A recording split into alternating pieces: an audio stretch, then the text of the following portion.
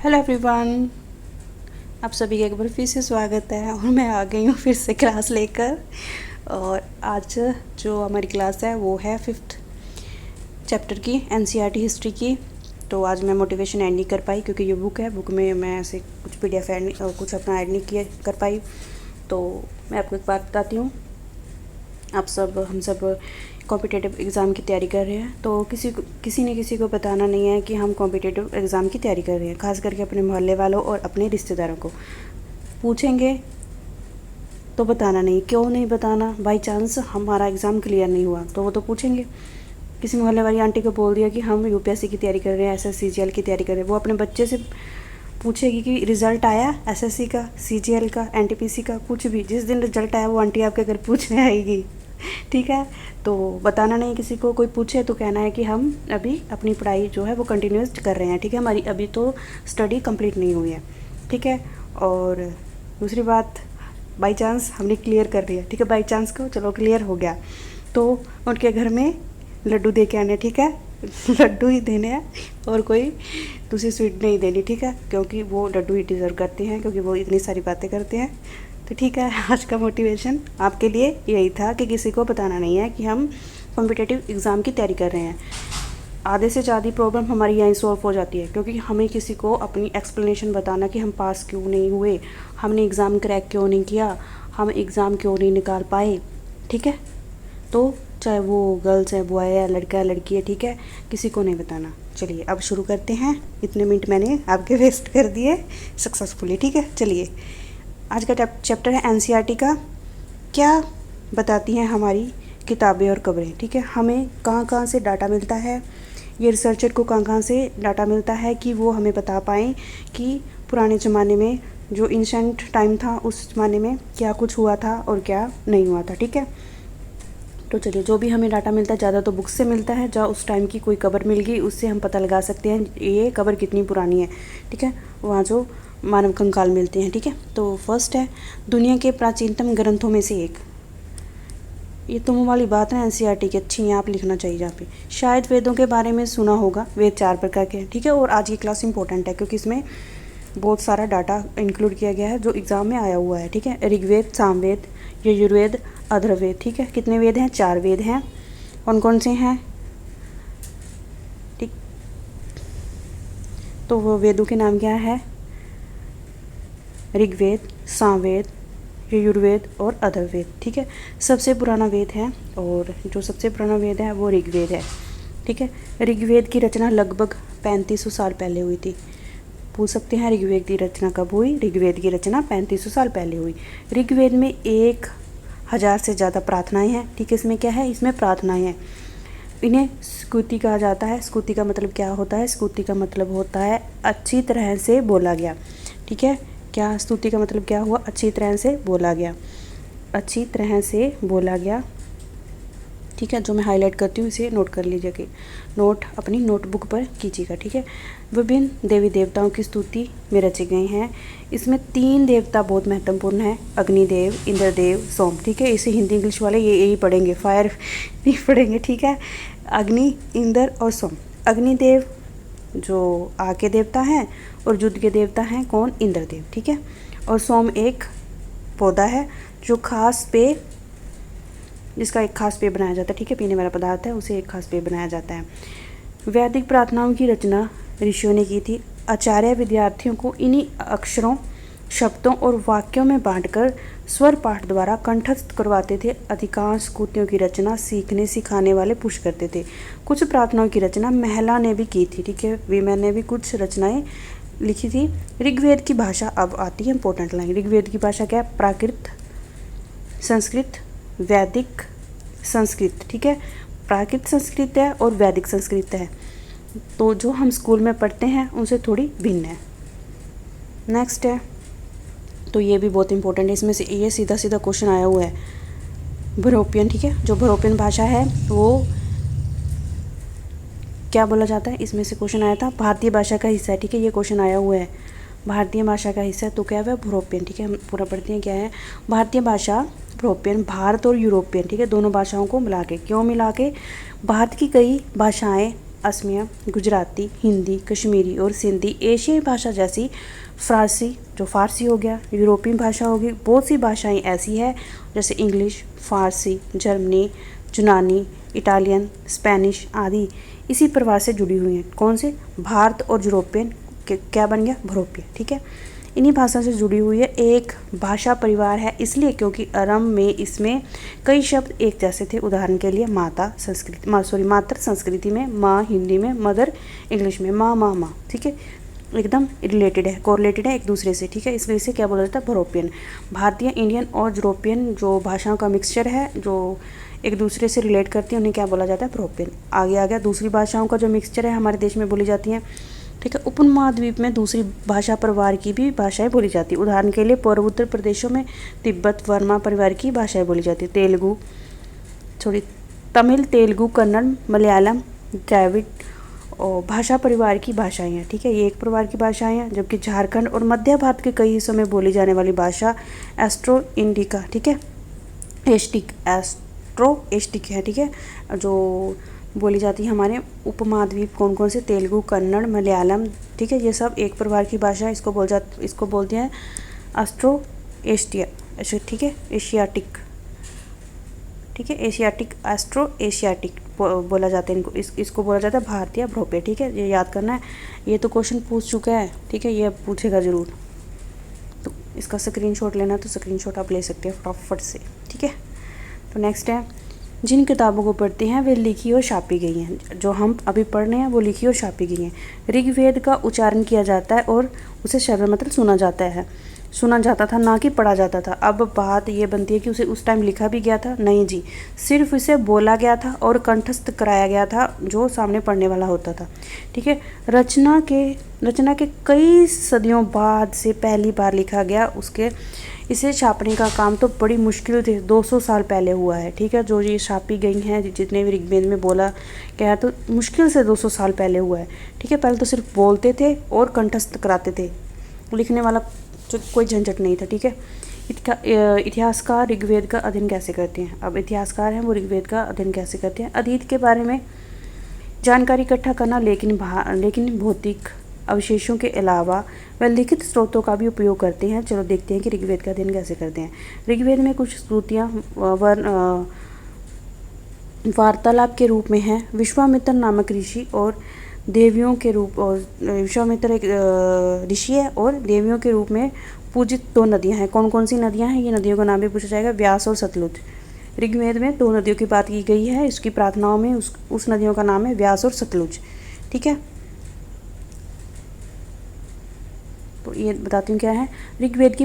ये ऋग्वेद के टाइम की ये पांडुलिपि का, ठीक है, मैंने स्क्रिप्ट का क्या है, एक पेज है।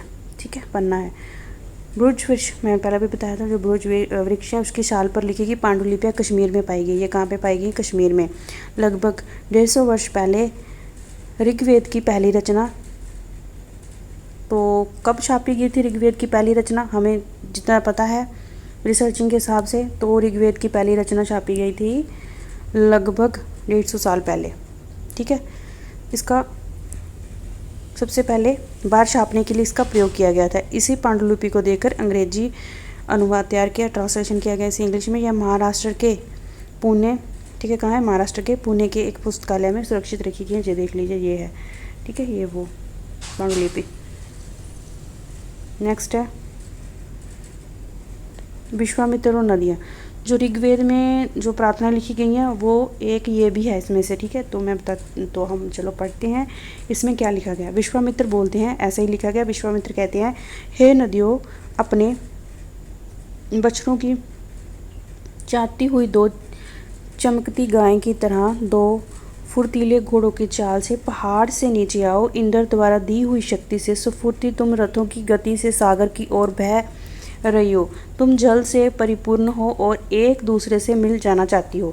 तो फिर जो नदियाँ आगे से उत्तर देती हैं, जल से परिपूर्ण हम देवताओं के बनाए रास्ते पर चलती हैं, एक बार निकलने पर हमें रोक नहीं सकता। हे ऋषि, तुम हमसे प्रार्थना क्यों कर रहे हैं? तो वो पूछती है कि हे ऋषि, आप बताइए, आप हमसे प्रार्थना क्यों कर रहे हैं? तो वो बोलते हैं विश्वामित्र जी, हे बहन, तुम गाय की प्रार्थना सुनो। मैं रथों और गाड़ियों साहब बहुत दूर से आया हूँ। कृपया करके अपने जल को हमारे रथों और गाड़ियों की धुरियों के ऊपर न बहो, ताकि हम उसे आसानी से पार कर सके। वो बोलते हैं कि हमें जो हमारी रथ है उसके पहियों से ऊपर ना बहो, ताकि हम इस नदी को पार कर सकें। ठीक है, तो फिर नदियाँ बोलती है, हम तुम्हारी प्रार्थना सुनेंगे जिसे तुम अब सुरक्षित उस पार जा सकते हो। तो इतिहासकार क्या बताते हैं, यह प्रार्थना उस समय रचित जो क्षेत्र में रची गई थी, ये नदियाँ जहाँ वो नदियाँ बहती थी। ठीक है, ये भी सुझाती हैं कि जिस समाज में ऋषि रहते थे वहाँ घोड़े और गाय को बहुत महत्व दिया जाता था। ये पूछ सकते हैं ऋग्वेद में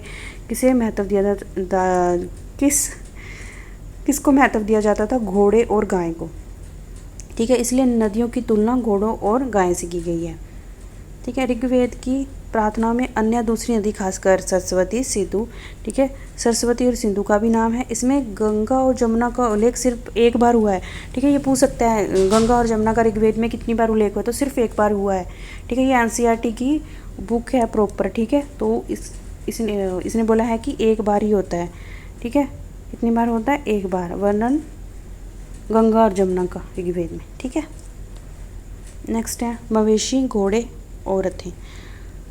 तो ऋग्वेद में मवेशी बच्चे खासकर पुरुष और घोड़ों की प्राप्ति के जो घोड़ों और पुत्र की प्राप्ति के लिए अनेक प्रार्थनाएं होती थी। घोड़ों की लड़ाई में रथ खींचने के काम में लाए जाते थे। इन लड़ाइयों में मवेशी जीते जाते थे, जो पशु है वो जीते जाते थे। लड़ाइयाँ वैसे ज़मीन के लिए अब भी तो लड़ाई जो लड़ी जाती है ज़मीन के लिए, एरिया के लिए लड़ी जाती है। अच्छे चारागाह हो जहाँ जो जैसी जल्दी तैयार होने वाली फसलों उपजाई जा सके। कुछ लड़ाइयाँ जानी स्रोत और लोगों को बंदी बनाने के लिए लड़ी जाती थी। ठीक है, बंदी बना लिया, उनका पर्टिकुलर एरिया उपजाऊ है, उन्हें छीन लिया। युद्ध में जाते समय धन के कुछ भाग जो युद्ध में जीत लिया जाता था, कुछ भाग सरदार रख लेते थे, कुछ हिस्सा पुरोहितों को दे दिया जाता था, आम जन में बांट दिया जाता था, कुछ यज्ञ के लिए रख लिया जाता था, जो यज्ञ करते थे। यज्ञ की आग में आहुति दी जाती थी, आहुति देवी देवताओं को दी जाती थी, अनाज, घी, भिन्न भिन्न जानवरों की आहुति दी जाती थी। ठीक है, तो मैं ऐसे फास्ट पढ़ा रही हूँ क्योंकि इसमें ज़्यादा कुछ है नहीं बात इतना टाइम वेस्ट करने का। ठीक है, जो इम्पोर्टेंट है हम पढ़ रहे हैं। अधिकांश पुरुष जो युद्धों में भाग लेते थे। कोई स्थानीय, तब एक इम्पोर्टेंट बात आई है, कोई स्थानीय सेना नहीं थी। कब, ऋग्वेद के आसपास के काल में। लोकसभा में जो सभाएं होती थी वो मिलजुल कर शांति, जो दो शांति के विषय में बारे सलाह मशवरा करते थे और अपना सरदार चुन लेते थे, किसके बेस पर वह बहादुर और कौशल हो। सब लोग इकट्ठे हुए और इसमें से एक पर्टिकुलर इंसान को अपना सरदार चुन लिया। ठीक है, राजा महाराजा वाली तब कोई बात अब आई नहीं है सामने। ठीक है, ऋग्वेद के आसपास वाले काल में। तो लोगों की विशेषताएँ बताने वाले शब्द। तो विशेषताएँ क्या क्या थी, काम, भाषा, परिवार और समुदाय। ये विशेषता बताती थी कौन सा परिवार किससे बिलोंग करता है, कौन सा परिवार नहीं मतलब इंसान। निवास स्थान जहाँ संस्कृति परंपरा के आधार पर किया जाता था। ऋग्वेद में लोग विशेषता बताने वाले कुछ काम करते थे। कौन कौन से विशेष काम करते थे, दो वर्गों में बांटा गया है।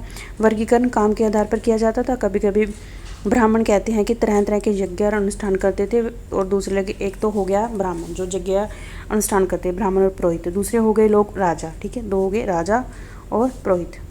ये राजा वे थे जिनके बारे में तुम मतलब आगे पढ़ोगे। ये न तो बड़ी राजधानी और महलों में रहते थे, न इनके पास सेना थी, न ये कर वसूल करते थे। पर राजा की मृत्यु के बाद उनका बेटा भी शासक नहीं बनता था। ठीक है, ऋग्वेद के आसपास के काल की बात तो हो रही है। तब ना तो राजा अमीर होता था जैसे अब के राजा थे थोड़े, ऋग्वेद के 2000 साल बाद। ठीक है, ऐसा मानो आप। ठीक है, ये तो 35,000 साल पहले की 3500 साल पहले की बात हो रही है। अब ये किसकी बात हो रही है, 2000 साल पहले।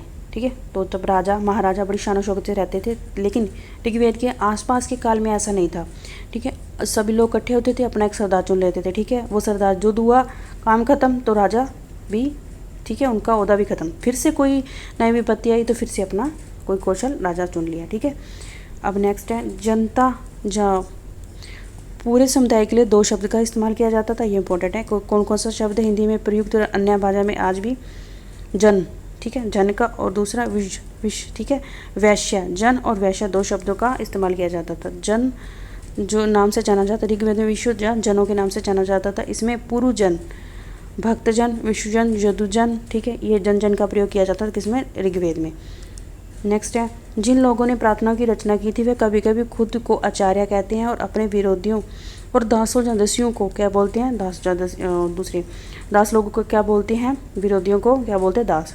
अपने आप को तो बोलते हैं कि हम क्या हैं? आर्या है, और दूसरे लोग हैं वो क्या हैं? हमारे दास हैं। दास लोग थे जो यज्ञ नहीं करते थे, शायद दूसरी भाषा में बोलते, ठीक है, यज्ञ नहीं करते, शायद वो उनकी भाषा लग रही होगी उस टाइम में। बाद समय में दास और दासी, स्त्री में दास दासी शब्द का प्रयोग गुलाम के लिए होने लगा। दासी शब्द से स्त्री और पुरुष होते थे जिन्हें युद्ध में बंदी बनाया जाता था, उनके मालिकों की जायदाद, ठीक है, जो जैसे युद्ध हुआ लोगों को अपने गुलाम बना लिया, वो गुलाम होते थे, वो मालिक के कहने पर सब कुछ करते थे, ठीक है, वो मालिक की जायदाद समझे जाते थे, राजा की एक की, ठीक है। जिस युग में उपमहाद्वीप में उत्तर पश्चिम में ऋग्वेद की रचना हो रही थी, उस समय दूसरी जगहों पर अलग तरह का विकास हो रहा था, ठीक है। क्या विकास हो रहा था देखते हैं। खामोशी, पैरी कहानी और महापाषाण, जो महापाषाण की कहानी है वो अब देखिए स्टोनेज की। ये शिलाखंड महापाषाण का, महा मतलब बड़ा और पाषाण मतलब पत्थर, स्टोनेज, तो स्टोन पीरियड नाम से जाना जाता है। यह पत्थर दफना, जो इंसान मरता था उसे दफन करने की जगह पर लोग बड़े किराने के लिए जो बड़े बड़े पत्थर लाया करते थे लोगों को दफन करने के लिए, बेसिकली ये लिखा है इसमें। महापाषाण काल कब्र बनाने की प्रथा लगभग 3000 पहले शुरू हुई। तो जो हमें पता चला है कि लोगों को कब दफनाया जाता था, तो वो सिर्फ हमें पता है कि 3000 साल पहले शुरू हुआ, लिखा ना महापाषाण कब्रें बनाना। इससे पहले हमें नहीं पड़ा कि लोगों को दफनाया जाता था, ठीक है। अब आप बोलेंगे कि मैम जो कंकाल मिले, जो पहले वाले कंकाल मिले थे वो इस तरह से मिले थे, साथ में पड़े हुए, ठीक है। तो जो महापाषाण काल की 3000 साल पहले शुरू हुआ, 3000 साल पहले से नहीं दफनाया करते थे, ठीक है। शायद कुछ और प्रोग्राम रहा होगा उनका। तो जो हमें मिला वो 3000 पहले शुरू हुआ, कौन सा? कब्र बनाने का, दफना दिया मिट्टी में, ठीक है, काम खत्म। अब उसमें प्रॉपर वे में, इसमें देखो पत्थर आगे आएगी, मैं आपको दिखाऊंगी, ठीक है। ऐसे प्रॉपर वे में दफनाया जाता था पूरे रीति रिवाज के साथ, एक पूरी तरह से कब्र बना के, जैसे बक्सा टाइप बना के पत्थरों का, तथा 3000 साल पहले शुरू हुई प्रथा दक्षिण एशिया, दक्षिण को बोलते दक्षिण एशिया, उत्तर पूर्व भारत और कश्मीर में प्रचलित थी। कहाँ प्रचलित थी? दक्षिण भारत, उत्तर पूर्व भारत और कश्मीर में। कुछ महत्वपूर्ण महापाषाण काल, नीचे एक फोटो उसमें दिखाया गया। कुछ महापाषाण जमीन के ऊपर ही दिखाए जाते, कुछ महापाषाण जमीन के नीचे, ठीक है। जो कुछ तो स्मेटी जो बनी होती है उनकी कब्र बनी होती है, कुछ तो नीचे ज़मीन में ही बनी होती हैं, तो कुछ ज़मीन के ऊपर उठाकर बनाई गई होती है। कई बार पूर्व तात्विक विधाओं को गोलाकार सजाए हुए पत्थर मिले हैं, कई बार अकेला खड़ा हुआ पत्थर मिला है। ऐसे ही एकमात्र प्रमाण जो ज़मीन के नीचे कब्रों में दर्शाए गए हैं। ये देखिए, ये पत्थर, ये पत्थर, ये पत्थर, ये कब्र। तब के लोग ना बहुत समझदार थे। मैं आगे आपको बताती हूँ कैसे समझदार थे। महापाषाण मतलब स्टोन के निर्माण के लिए लोग कई तरह के काम करते थे। कौन कौन से काम करते थे? तो वो गड्ढा खोदते थे, शिलाखंडों को ढोते थे, जो ये पत्थर हैं इनको ढोते थे, एक गड्ढा भी खोदते थे किसी को दफनाने के लिए, बड़े पत्थर को तराशते थे। ये देखो बड़े बड़े पत्थर तराश कर ऐसे बनाया गया ना ये, और मरे हुए को दफनाते थे। तो ये वैसी सिमेट्री है। सब कब्रों में कुछ समानताएं हैं, और अन्य मृतकों को में किसी खास किस्म की मिट्टी के बर्तन में दफनाया जाता, जिन्हें काले मिट्टी, ठीक है, काले या लाल मिट्टी के बर्तन होते थे, ब्लैक एंड रेड वेयर, ठीक है, ये बर्तन होते थे। इनके साथ ही मिले लोहे के औजार, हथियार, घोड़े के कंकाल और सामान तथा पत्थर, सोने के गहने हैं, ठीक है। जो इंसान मरता था वो जिस भी पेशे से बिलोंग करता था उसके साथ उसका सारा सामान दफना दिया जाता था, ठीक है। आजकल के ज़माने में हो तो फिर तो कोई किसी की सेवा ही ना करे, किसी बुजुर्ग की, ठीक है। उन्हें पता है भी इसके जब इंसान मरेगा उसका जितना भी गोल्ड है, जितना भी सिल्वर है, जितनी भी उसका सामान है वो सारा इसके साथ दफना दिया जाएगा। फिर तो आजकल का ज़माना गया समझो, ठीक है। इस तरह के महापाषाण काल ताबूत, जो ये ताबूत बने हुए हैं, ये बने हुए हैं जिसके एक स्पाट होल है जो शायद पत्थरों के बने हुए कमरे में जाने के लिए ये होल दिख रहा है ना, ये होल है, ठीक है, ये अंदर जाने के लिए, ठीक है। ये ऊपर से शायद ली हुई है पिक, इसलिए ये छोटा दिख रहा है, बहुत बड़ा एरिया, ठीक है, इंसान लेट सके, ठीक है। तो ये होल है, इसके काम आता था। हम आगे इसका डिस्कशन करेंगे। ये क्या हो गया, ठीक है। महापाषाण कब्रों में मिले लोहे के सामान है, ये सामान है, ये घोड़े का सामान है, ये कुल्हाड़ी, उस टाइम की कुल्हाड़ी देखो, ये कटार है, ठीक है। नेक्स्ट है लोगों की सामाजिक असामाजिक के बारे में पता करना। ठीक है, अब देखिए, कंकाल के साथ पाई गई वस्तु मरे हुए व्यक्ति की ही रही होगी। कभी कभी एक कब्र की तुलना में दूसरी कब्र में ज़्यादा चीज़ें मिली हैं। ठीक है, ब्रह्मगिरी की खोज जहाँ एक व्यक्ति की कब्र में 33 गोल्ड के मन के शंख पाए गए हैं। दूसरे कंकाल के पास सिर्फ कुछ मिट्टी के बर्तन ही पाए गए हैं। ठीक है, वो अमीर होगा इंसान, जो मिट्टी के बर्तन जिसके पास रखे थे वो गरीब होगा। शायद जहाँ वो फिर वो जो वो बनाते हैं, मटके बनाते हैं, उनका काम करता होगा। इन्हें यह दफनाए गए लोगों की सामाजिक स्थिति में भिन्नता को दर्शाता है। कुछ लोग अमीर थे तो कुछ लोग गरीब थे, कुछ लोग सरदार हो गए जो उनके न्याय होंगे। कुछ कब्रें कुछ कब्र गृह खास परिवार के लिए थी। ठीक है, देखो कभी कभी महापुरुषों में से एक से अधिक कंकाल मिले। ठीक है, एक से अधिक कंकाल एक ही सिमेट्री में मिले हैं। वह यह दर्शाता है कि एक ही परिवार के लोगों को एक ही स्थान पर अलग अलग समय में दफनाया गया था। मरने वाले इंसान को पोर्ट होल के रास्ते कब्रों में लाकर दफनाया जाता था। ऐसे स्थानों को गोल कर बनाया जाता था। पत्थर एक चट्टान चिन्ह का काम करते थे, जिन्हें लोग आवश्यकतानुसार शवों को दोबारा दफना सके। मैंने आपको कहा था उस टाइम के इंसान बहुत समझदार थे। तो समझदार किसके लिए थे मैं बताती हूँ। ये एक पोर्ट होल है। ठीक है, एक इंसान मर गया, दफना दिया। कुछ टाइम बाद वो इंसान की सिर्फ क्या बच गई, हड्डियाँ बच गई। उसी परिवार का फिर कोई इंसान बाई चांस एक्सपायर हुआ, इस पोर्ट होल के ज़रिए इसमें दफना दिया गया। एक बात और है कि हम इसे ढूंढेंगे कैसे। इसमें एक सिमेट्री ऐसे लगा दी जाती थी, पता चलता था कि यहाँ किसी की कब्र है। तो ठीक है, एक इंसान मरा, दूसरे इंसान को इसमें फिर से उसी परिवार का कोई सदस्य मरा, उसमें दफना दिया। ठीक है, आई होप आपको समझ आ गई होगी। चलिए आगे। इनाम गाम के एक विशिष्ट व्यक्ति की कब्र, एक विशिष्ट कब्र मिलती इनाम गाम में। यह भीमा की सहायक नदी घोड़े के किनारे एक जगह है। इस तरह से 3600 से 2700 साल पहले लोग रहते थे। वयस्क लोग प्राय गड्ढे में सीधे लिटाकर दफनाया जाता था। सिर, ये भी पूछ सकते हैं किस दिशा में होता था। सिर उनका होता था उत्तर की ओर। ठीक है, कई बार घर के अंदर ही दफना दिया जाता था। ऐसे बर्तन जिसमें शायद खाना और पानी हो दफनाए गए शव के पास रख दिए जाते थे, वो मिले हैं। ठीक है, सिमेट्री के पास। ऐसे आदमियों को 5 कमरों वाले मकान के आंगन में 4 पैरों वाले मिट्टी के एक बड़े से संदूक में दफनाया गया। उसके कितने पैर थे? 4। ठीक है, वो संदूक के पैर थे, इंसान के नहीं। बस्ती के बीच बसा यह गांव सबसे बड़े घरों में से एक था। यहाँ एक अनाज का गोदाम में मिला। पैर के जो शव के पैर थे वो मुड़े हुए थे। ठीक है, क्या बताते हैं हमें कंकाल का अध्ययन कैसे किया जाता है वो तो हमें पता ही है, छोटे बच्चों का। ठीक है, उसकी डेटिंग की जाती है। ठीक है, कार्बन डेटिंग से पता चलता है। और बस यही बताया हुआ है इसमें। नेक्स्ट टाइम और एक बात और है इसमें, कभी कभी कंकाल के साथ सामान जो मिलता है, उदाहरण के लिए कंकाल के पास गहने मिलते हैं। गहने जो होते हैं वो जो स्त्री के होते हैं पुरुष के। फिर दूसरी बात आई कि स्त्रियाँ भी गहने पहनती थी, वीमेन भी पहनती थी, मैन भी पहनते थे। तो फिर कार्बन डेटिंग से जो पता चल गया कि कितने टाइम का है और पता है, तो वो शरीर बनावट के आधार पे पता चल गया कि ये महिला है या पुरुष है। ठीक है, आज से देखो भाई 2000 साल पहले एक चरक नाम, ये इंपॉर्टेंट है, एक वैद्य हुआ था। वह चिकित्सा शास्त्र पर चरक संहिता नाम की किताब, क्या है चरक संहिता, ठीक है, नाम की एक बुक लिखी उन्होंने।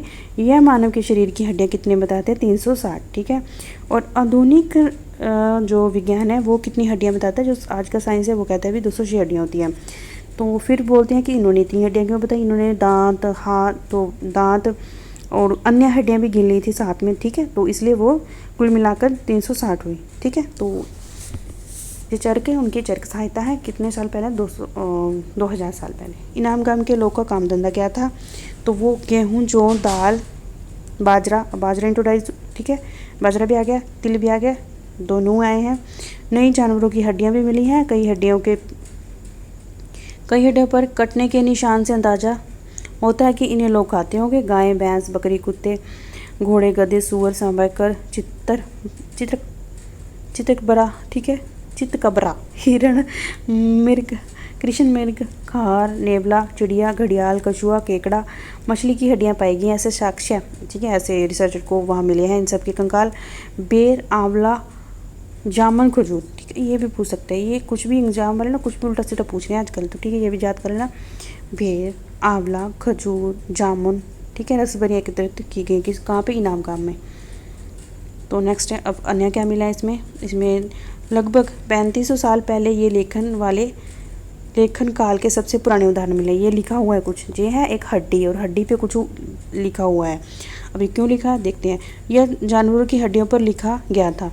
इन्हें भविष्यवाणी करने वाले हड्डियाँ कहा जाता है। ये जो हड्डी पर लिखा है ना, तो ये बोलते हैं ये हड्डी है जिसके जरिए भविष्यवाणी होती है। अब देखते हैं भविष्यवाणी कैसे होती है, क्योंकि ये मानता थी कि भविष्यवाणी बताते थे, ठीक है। तो कुछ लोग थे जो भविष्यवाणी करते थे। राजा लोग लिपिकारों से इन हड्डियों पर सवाल लिखवाते थे। राजा कोई हड्डी ली, उस पर किसी लिपिकार से सवाल लिखवा लिया। क्या सवाल लिखवा लिया, क्या क्वेश्चन लिखवा लिया, क्या वह युद्ध जीतेंगे, क्या फसल अच्छी होगी, क्या उन्हें पुत्र की प्राप्ति होगी। फिर इन हड्डियों को आग में डाल दिया जाता था। एक लिपिकार से इन पर लिखवाया जाता था राजा के द्वारा, क्या मैं युद्ध जीतूंगा, क्या इस साल अच्छी फसल होगी, क्या मुझे पुत्र की प्राप्ति होगी। फिर वो हड्डी लेकर आग में फेंक दी जाती थी, ठीक है। जहाँ इसमें गर्मी से चटक कर दरारें पड़ जाती थी, इसमें गर्मी की वजह से आग में जलेगी तो दरारें पड़ गई। भविष्यवक्ता इन दरारों को बड़े ध्यान से देखकर भविष्यवाणी करने की कोशिश करते थे। अब कोई बाबा वगैरह होंगे उस टाइम के भी, तो भविष्यवाणी जो करते होंगे, ठीक है, तो उनके द्वारा जब भविष्यवाणी की गई होगी कि आपके पुत्र की प्राप्ति होगी, फसल अच्छी होगी या नहीं, कुछ भी जो भी राजा ने उससे क्वेश्चन किया। शायद आप भी सोच रहे होंगे कि भविष्यवाणी कभी कभी गलत भी हुआ करती थी, ठीक है। तो भविष्यवाणी गलत हुई, ठीक है। जिस बाबा की भविष्यवाणी उस टाइम पे गलत हुई होगी तो वो तो पहले ही छोड़ गया होगा वो देश तो जिस राजा ने पूछा कि उसे पुत्र होगा, तो उसे क्या पता लड़की हुई हो। वो जब उस बाबा को पता चला होगा भविष्यवाणी करने वाले को, वो तो पहले ही शहर छोड़ के भाग गया होगा, अभी अब मैं नहीं बचूंगा, ठीक है। तो क्या पता उस समय अच्छी फसल ना हुई हो, पूरा साल निकल गया, फसल अच्छी ना हुई हो, फिर भी बाबा की तो फिर आन पड़ी होगी, ठीक है। तो ठीक है, ऐसे भविष्यवाणी करते थे, हड्डी पर क्वेश्चन लिखवाते थे, फिर उसे आग में फेंकते थे। आग के जरिए वो भविष्यवाणी करता, जो भी भविष्य बताता होगा वो बताता होगा अभी ऐसा ऐसा होगा, ठीक है। जय राजा शहर के महल बनाकर रहते थे। अब आ गया भाई, देखो भाई, अब हम पहुंच चुके हैं 3500 साल पहले, ठीक है। 3500 से लगा लो भाई, ये होगा 3000 साल पहले। जो 3000 साल पहले हमसे पहले, ठीक है, हमसे पहले तो भाई राजा बन गए तब तो लगा लो आप 3000 साल पहले राजा बनना शुरू हो गए थे, ठीक है। इससे पहले राजा नहीं थे, एक सरदार चुनते थे, मैटर ख़त्म और वो सरदार भी ख़त्म, ठीक है। मतलब ख़त्म नहीं, उनका पद ले लिया जाता तो वो भी ओहदा होता तो वापस ले लिया जाता था। बेशुमार दौलत इकट्ठी करना, बड़े बड़े नक्काशी किए हुए कांसे के बर्तन शामिल थे, लेकिन लोहे का इस्तेमाल नहीं था। अब भी 3500 साल पहले अब भी लोहे का इस्तेमाल नहीं हुआ था, ठीक है।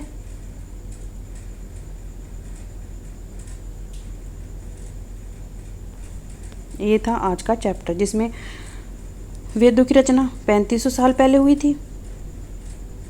वेदों की रचना कब हुई? 3500 साल पहले। महाभूषण काल का निर्माण 3000 साल पहले। इनामगाम 2700, ठीक है, साल पहले। और चरक 2000। जो ये कंकाल मिले, कंकाल के पास हड्डियाँ मिली ना, वो लगभग 3000 साल पहले की हैं।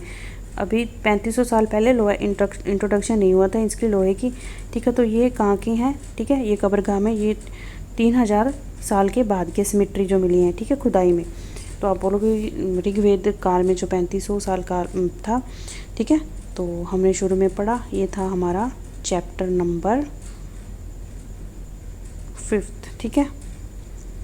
ऋग्वेद के बाद 3000 साल बाद भी लोहे की कुछ भी अवशेष नहीं मिले, लेकिन 2700 साल जब इनामगाम की कब्रों में से कुछ कब्रें मिली, सिमिट्रियाँ मिली, उसमें से कंकाल मिले, कंकाल के साथ कुछ लोहे की चीज़ें मिली थी। 3000 से 2700 साल के बीच में लोहा इंट्रोड्यूस हुआ था, ठीक है। तो 3500 साल पहले क्या हुआ था? यजुर्वेद, अर्थवेद और इन वेदों की, चारों वेदों की रचना हुई थी। आई होप आपको समझ में आ गया होगा। तो चलिए अब क्लास ख़त्म करते हैं। अच्छा लगा होगा लाइक, शेयर एंड सब्सक्राइब, और कमेंट भी करके जाना कैसी लगी क्लास, ठीक है। आई होप अच्छा ही लगा होगा। तो चलिए इस क्लास को यहीं ख़त्म करते हैं। This is a view signing off, take care.